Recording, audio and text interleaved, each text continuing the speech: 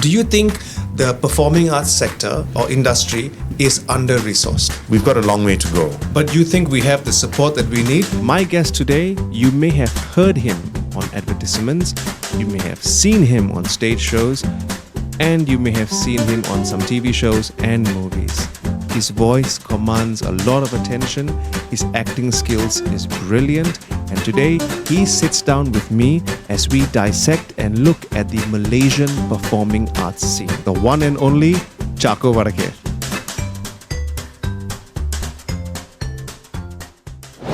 Do you think the performing arts sector or industry is under-resourced? Yes, I think. I'm not sure how much. Previously, I think a lot of the funds came from the Ministry of Culture, Arts and Heritage. Now, we have the JKKN, Jabatan Kesenian. Dan, okay. What is it? What is the English equivalent for that? Department of Arts and Culture and Heritage. It's a department under the ministry, so they provide funding. Okay. But we also have trusts, so Yayasan Hasana is under Khazanah, and they provide a lot of funding for the arts, for the environment. They have, so that's obviously ultimately linked to Ministry of Finance, but it's a separate source of funding. Yep. Yayasan Saimdabi is a great supporter of the arts. Good. They provide funding. So, but it's all kind of, you have to go to this Yayasan to do that, you go to that Yayasan to do this, you try and get funding from there, and I think what might be needed is have a National Arts Council where they're all kind of linked and then there's a big picture of where do we want the arts to be in 10 years' time, and how many theatre companies do we want to be able to exist, and theatre companies in countries, say Singapore or Australia or Europe, they plan their schedule like 2 years ahead. They're able to say, I'm going to have a production, next summer is going to be this, next, September is going to be this. I mean, here we can't do that. We're just living from one production to another. It's so hard. So where do you get the funding? So you need to have that security of funding for the next 2 years to be able to plan ahead. And then I think the quality of productions will come up, the quality of writing, so we've got a long way to go. But you think we have the support that we need? Now, support not just in funds, but support in also people showing up for these events, people also doing certain things on behalf of these events, like what you said. I think about the big marketing. issue is we need to nurture our audiences. And I think the arts are not given much of an emphasis in our schools. Yes. So again, I talked about even when I was at VI, which was a very long time ago, there was no sort of tradition of a school play at the end of each year, when the tradition used to be there. And I think things like that, like a school concert at the end of each year where all the kids can participate, or a significant proportion of the kids can participate. In VI, it was all sports and academia, but the arts was not really a major feature. And that, at that time, was one of our top schools. So, and people are not taught about our traditional art forms, and I think that is something which really we need to ring the alarm bells. And it's so sad. We should be taught in our schools. So, like, once I finished my chambering and I qualified as a lawyer, I went on a fairly long holiday to Bali, and it was like, wow, there's so much culture and arts everywhere you turn, and there's the Kachak dance, and there's this, and they do it for the tourists, but it's also part of their lives. So every Balinese has one skill as an artist. Either you're a painter or a dancer or a musician or a sculptor, something. And it's you might be doing other stuff, but you also know that. And then there are temple festivals, everybody participates. It's a way of life. And here we do have it in our villages and things, but it's not transmitted, or our kids don't learn about it. So I came back and I said, wow, Bali, there's so much culture and there's nothing here. And then soon after that, like Mak Yong was banned in Kelantan by the past government, is perceived to be un-Islamic. And Mak Yong was banned. I think Wayang Kulit has been banned. Wayang Kulit also? Yeah. Or they're now allowed to perform. I mean, I'm not sure exactly what the current status is, but it was perceived that the stories are Hindu or they go into trance, which is considered un-Islamic. Wayang Kulit, Mak Yong as well. So it still exists in Aswara, the National Arts Academy, so it's taught there and things. But if it is not allowed to exist in its community, then it's lost its root, it's lost its source, and it's passed down from, say, Mak Yong, the leads are always women, so mother to daughter, it's passed down. And Wayang Kulit, the dalang would pass it down to a son, or, there's a tradition of like discipleship or mentorship, and they come up that way. So if it doesn't exist in the community and then the audience is there, so suddenly they're told this is not suitable for you to watch, and then it's gone. Mak Yong, I think Wayang Kulit is allowed, but it has to talk about other stories, and not like maybe from the Hindu epics. I'm not sure of the exact status now. Sure. But yeah. So you mentioned Aswara, and I really want to talk about it because I didn't know about Aswara. I think only when I was learning up on performing arts, I learned about Aswara. What do they do? It's a National Arts Academy, and it's fantastic. It's really, really high quality. I think it is a national treasure. Okay. And a lot of fantastic people have come out of it. Afrin Shauki is one. From there. Yeah. Okay. Yeah. And a lot of our top artists have come out of there, and they teach, and the dancers learn. I know Joseph Gonzalez was head of dance for many years, and he insists that all the dancers have to learn, apart from the Malay traditional dance and contemporary dance, they also have to learn Bharatanatyam. I assume they have to learn some form of Chinese dance form. Okay.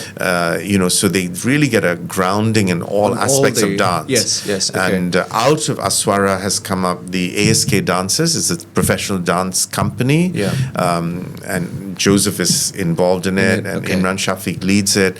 And they have, just earlier this year, they had a fantastic show, and they brought a lot of the Malay traditional dance forms, and it was done so beautifully. Okay. And we don't get a chance to see it. All our kids should be watching it. They should be learning it in the schools. Right.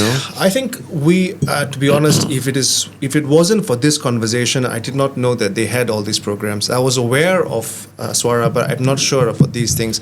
How do you think a regular person watching, or even me, for instance, can find out about these programs? That's the thing, marketing, right? Right. You have to, sometimes you have to look at different websites. So KLPAC has its own website. Yeah. PJ Pack has its own, but then it becomes tedious, right? Right. Look at it. There's a magazine or online virtual magazine called Eccentrica, spelled with a K. Yes. EK. Yes. So they have a good listing. Sure. In the old days, Kakisini did that. Kakisini was set up for this purpose. Right. It's now people don't talk about them as a source for listing of the arts, but back in the day that was a wonderful avenue, and every Thursday you'd get an email from Kakisani and say, what's on this weekend, Yeah. But that is if you were on their newsletter, right? Yeah. I want to take a short break to let you know about the sponsor for this episode, PRR Elite. They are an agency to ensure that your business is not stuck in the past. Whether you need custom application or software development, or simply a good SEO strategy that lands you well on a Google ranking page, PRR Elite helps you master that technology and drive you to success. So get the cutting-edge digital training that you need for your business with the professionals at PRR Elite. I'm sure they are more than happy to help you to go through your digital presence and look for ways to better it and look for ways to enhance it. I will leave more details about PRR Elite in the description down below.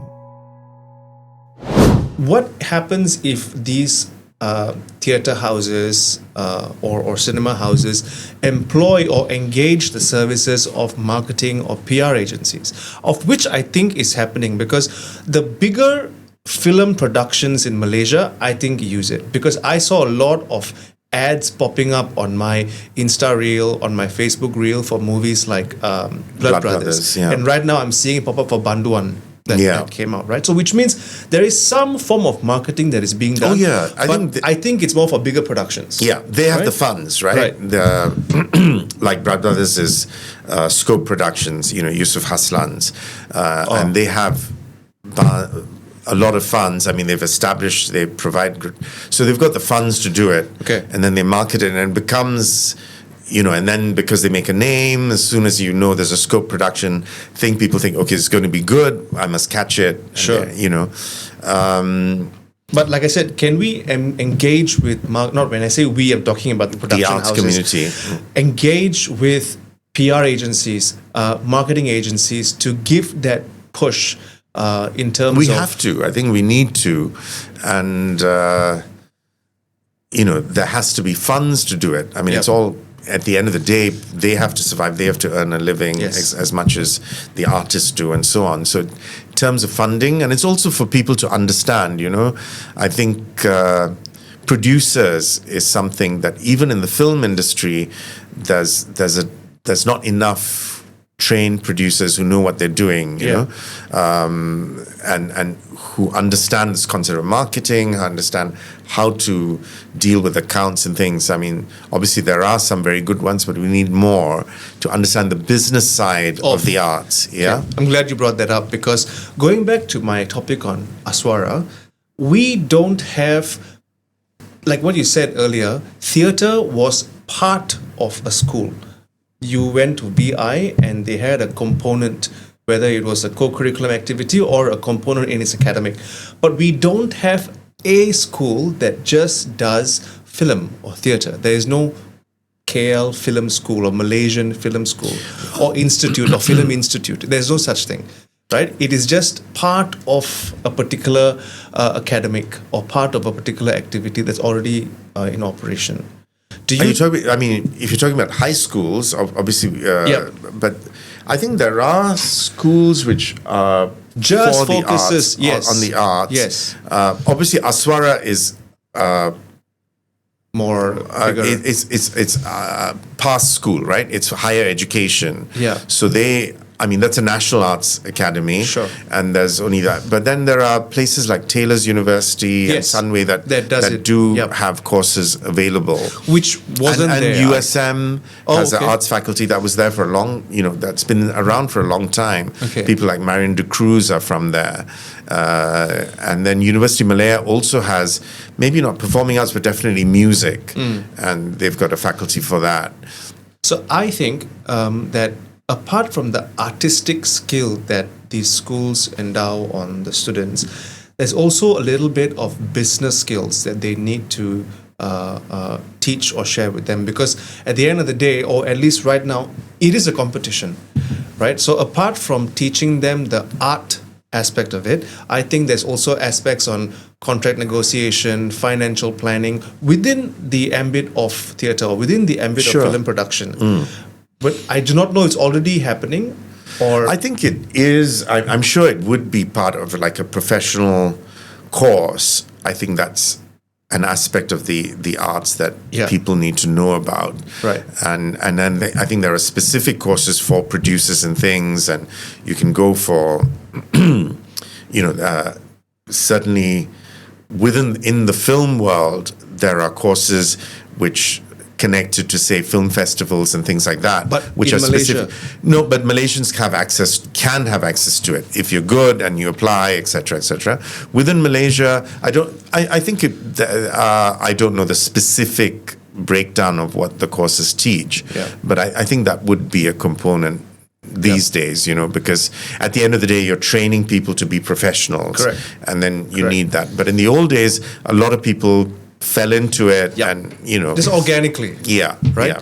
Yeah. You also mentioned that you were a board member of FINAS, right?